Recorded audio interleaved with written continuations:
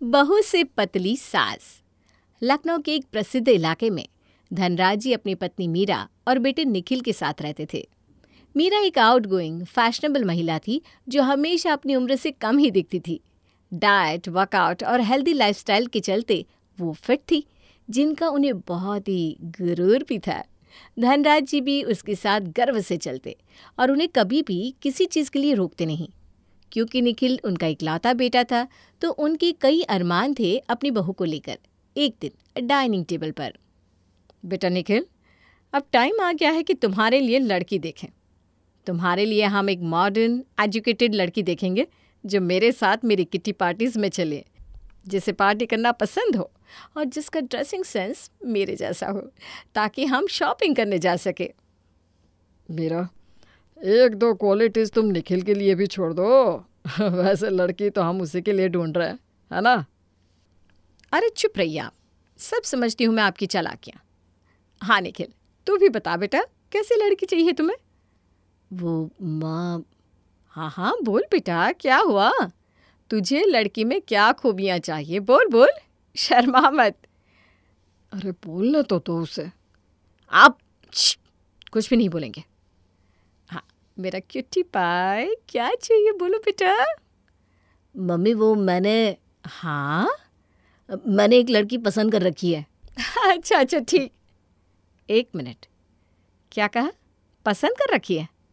अरे कौन है वो? कहाँ से है? कितनी एजुकेटेड है? कैसी दिखती है? मॉम रिलैक्स, सोनल है वो, मेरी स्कूल की फ्रेंड। सोनल? वो मोटी सोनल? Mom, how cheap. माना कि मैं ऐसा बोलता था, पर तब हम छोटे थे। हमारे स्कूल का रीयूनियन हुआ था ना, वहीं मैं उससे फिर मिला। माँ, वो इतनी प्यारी है, क्या बताऊँ। उसकी आंखें, उसके बाल, उसके... बस, मुझे नहीं जानना वो क्या और कैसी है। बस इतना बता, क्या वो अभी भी उतनी ही मोटी है? ये मोटी मोटी क्या लगा रखा है मॉम? वो ब्यूटीफुल है बस। अब ये सब आप रहने दीजिए और उसके पेरेंट्स से जल्दी मिल लीजिए। हरगिज़ नहीं, मुझे नहीं पसंद है वो लड़की। मेरी इस रिश्ते के लिए बहुत बड़ी ना है, एंड दैट्स इट। इतना कहकर मीरा अपना बैग लेती है और गॉगल्स लगाकर अपनी फ्रेंड्स को मिलने चली जाती है। अब कुछ भी कहो मॉम, बहू तो आपकी सोनल ही बनेगी। शाम को मीरा अपने घर में 30-40 लोगों को देखकर चौंक जाती है। अरे ये क्या है निखिल? ये सूट क्या है ये सब? Welcome to my wedding after party mom. ये सुनकर तो मानो मीरा को धक्का लगा, पर 40 लोगों के सामने वो बोलती भी तो क्या। पति भी बेटी के साथ ही मिला हुआ था, तो सबके सामने उन्होंने पार्टी में एंजॉय किया, पर सबके जाते ही। इस लड़की को मैं एक्सेप्ट करने को तैयार हूँ। सच में? थैंक यू माँ। पर सिर्फ तब जब ये वेट लूज करके आए। सोनल, जो अब तक चुप थी, वो बोल पड़ती है। शायद आपको समझ में नहीं आ रहा कि मैं मोटी हूँ पर हेल्दी हूँ, पर अगर आपके और निखिल के लिए मुझे ये करना पड़ेगा तो ठीक है, बस 3 महीने और मैं आपकी स्लिम फिगर वाले स्टैंडर्ड को मैच कर जाऊंगी। अब तो ठीक है ना mummy ji? Don't call me mummy ji, कितना डाउन मार्केट है। I am going, bye. इतना कहकर मीरा वहाँ से चली जाती है। अगले दिन सोनल की पहली रसोई होती है, जिसमें वो खीर, पूरी और सब्जी बनाती है खाने के टेबल पर। अरे बहू, वाह वाह वाह, क्या खाना बनाया है। ऐसे नाश्ते को किए तो बरसों हो गए हैं। ओह गॉश, ये क्या ऑयली और मीठा खाना है, किसने बनाया? अरे आज तो बहू की पहली रसोई है तो उसी ने बनाया है। तुम्हें क्या, तुम तो अपने स्किन केयर में इतना खो जाती हो कि किसी चीज़ का पता ही नहीं चलता तुम्हें। हरगिज़ नहीं, ये खाना मैं नहीं खाऊंगी, बस। मॉम जी रिलैक्स, ये खीर में मैंने शुगर फ्री डाला है और ये पूरी एयर फ्रायर में बनाई है। सब्जी भी कम मसाला और तेल में बनाई है। आपकी फ़िटनेस को ध्यान में रख कर ही बनाया है मैंने सब कुछ, वरना रोज़ तो आप लोग सलाद और फ्रूट बाउल खाते हो नाश्ते में। ये मैं नहीं खाऊंगी, कह दिया तो कह दिया। मुझे तुम पर कोई भरोसा नहीं है। इतनी मोटी तो खुद हो, बाकी लोगों का क्या ध्यान रखोगी? नहीं खाना मुझे ये सब। शंभू, मेरे लिए एवोकाडो टोस्ट बनाओ जल्दी से। जी मालकिन, पर आप एक बार चक्कर तो देखिए, बहू जी ने क्या बनाया है। तुम मुझसे ज़बान लड़ा रहे हो? हाँ, देखो जितना कहा है उतना करो, समझे? इतना कहकर मीरा वहां से जाकर सीधे निखिल के पास जाती है और कहती है, देखो निखिल, तुमने जो किया वो किया, पर मैं कहती हूँ तुम इसे छोड़ दो। ये लड़की तुम्हारे लिए कोई मैच नहीं है। कहाँ तुम इतने हैंडसम और कहाँ ये ढोल जैसी। माँ, इतना रूड होने की कोई ज़रूरत नहीं है। मैं सोनल से बहुत प्यार करता हूँ और मुझे वो जैसी है वैसी ही बहुत पसंद है। So please stop it now. Meera गुस्से में वहां से चली जाती है, पर उनके मन में अभी भी सोनल को निकालने की प्लानिंग चलती रहती है। कुछ दिनों बाद वो अपने घर पे पार्टी रखती है। सुनो सब लोग, मैं इस सैटरडे को पार्टी रख रही हूँ, तो सब लोग अपने आउटफिट्स रेडी रखना। सोनल, कुछ ढंग का पहन लेना। स्लीवलेस पहन के अपनी मोटी बाजुएं मत दिखाना, समझी? जी मॉम जी। मीरा के जाने के बाद, इतना मत सोचो मॉम की बातों के बारे में, वो तो बोलती रहेंगी, कुछ टाइम बोलेंगी, फिर अपने आप एक्सेप्ट कर लेंगी तुम्हें। तुम बस वही करो जो तुम्हें अच्छा लगता है। पति के विश्वास और स्नेह से सोनल का कॉन्फिडेंस और बढ़ जाता है और उसके गोल गोल गालों पर एक हल्की चमक के साथ लालिमा आ जाती है। हाय, बस इसी स्माइल का तो दीवाना हूँ मैं बेबी। निखिल प्लीज, अब तुम ना मुझे एम्बेरस कर रहे हो। दोनों हंसते हंसते खूब बातें करते हैं। पार्टी के दिन मीरा ने एक फ्लोर लेंथ गाउन पहना था, वहीं सोनल ने एक ऑफ शोल्डर ड्रेस पहना था। सब सोनल को ज्यादा देख रहे थे और उसके कॉन्फिडेंस और स्टाइलिंग की तारीफ भी कर रहे थे।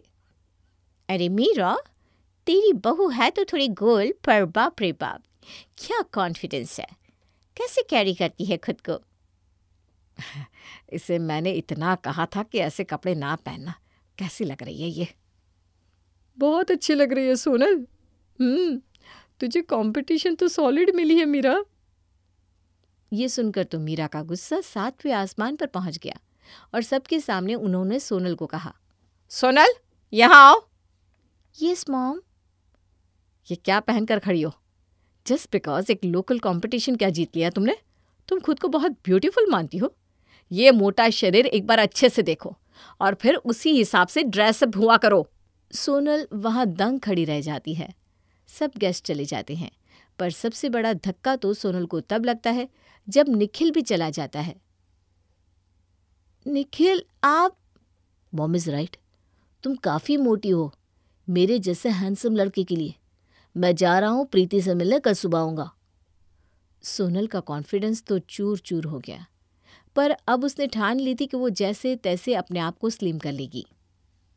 चलो इंटरनेट पे देखते हैं ये क्या चीज़ है। वाह, ये पिल्स खा के तो वज़न 1 महीने में घट जाता है। चलो और भी देखते हैं। और बस सोनल ऐसे जाल में फंस गई कि उससे बाहर निकलना मुश्किल हो गया था। खाने में सिर्फ उबली हुई सब्जी खाना, दिन में एक ही बार खाना और पिल्स लेकर सोनल एक ही महीने में 10 किलो वजन घटा पाई। एक दिन सब हॉल में बैठे थे कि अचानक सोनल वहां आई। मॉम, निखिल कैसी लग रही हूँ मैं? सोनल, ये तुम हो? इतनी स्लिम, वाओ! पर ये डार्क सर्कल्स? जी वो मेकअप से ठीक हो जाएगा। Very good my child, proud of you. चलो आज रेडी रहना, हम मिसेस साहनी के घर जाएंगे। Okay mom. सोनल ने एक सुंदर सी वन पीस पहनी थी। मेकअप से उसके डार्क सर्कल्स तो ढक गए, पर उसमें एक अलग सा ढीलापन आ गया था। वो पहले जैसी फुर्तीली खुश नहीं थी।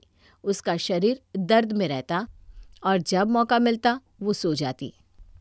सोनल, उठ जाओ, हम साहनी जी के घर आ गए हैं। हाँ चलिए।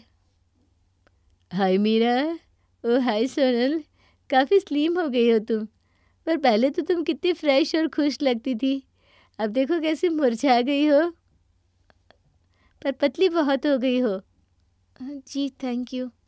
हाँ देखिए ना, मैंने कहा था ना मेरी बहू स्लिम ट्रिम ही होगी, पर शायद इसकी तबीयत ठीक नहीं लग रही। ऐसा कुछ नहीं है, बस थोड़ा वेट लूज़ करने में थकान तो होती है इनिशियली। खैर चलो, पत्ते बांटो अब जल्दी से। और उधर सारी दोपहर औरतें किटी खेलती है। सोनल चाह कर भी ज़्यादा कुछ नहीं कर पाती और खाना तो उसने छुआ तक नहीं। शाम को घर आने के बाद सोनल चलो वॉक पे। मॉम मेरी तबीयत ठीक नहीं लग रही, प्लीज़ आप जाइए। मैंने कहा ना चलो, अब उठो और आलस छोड़ दो, वरना फिर से मोटी हो जाओगी। ये सुनते ही सोनल उठ खड़ी हुई और जूते पहनने लगी, पर अचानक से आवाज आई, धड़ाम। सोनल, सोनल क्या हुआ? निखिल जल्दी आओ यहाँ।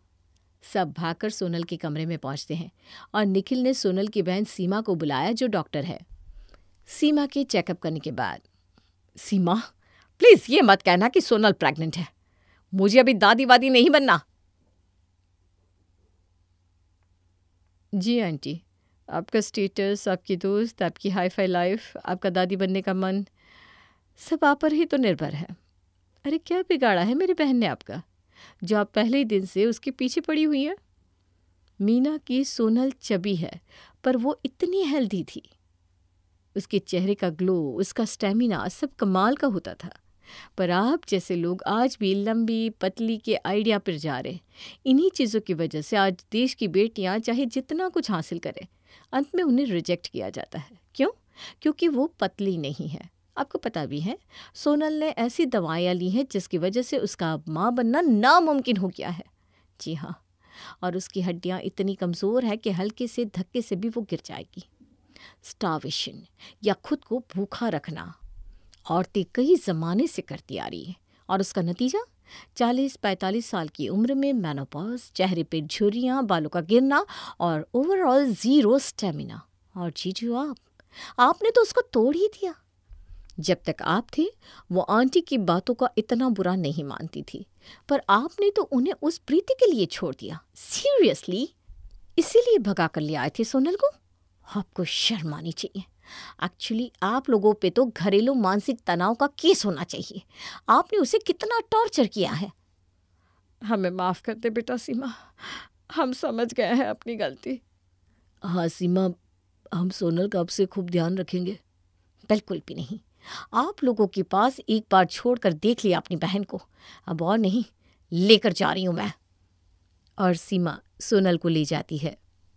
देखो मीरा, मैंने आज तक तुम्हें कुछ नहीं बोला, कभी नहीं टोका, पर तुमने मेरे हंसते खेलते परिवार को उजाड़ दिया।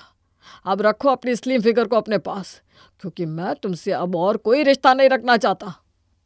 जहाँ मीरा फूट फूट कर रोती है, वहीं निखिल की आंखों में था सिर्फ पश्चाताप, और रह जाती है अपनी सोनल के साथ बिताए लम्हों की यादें। बस।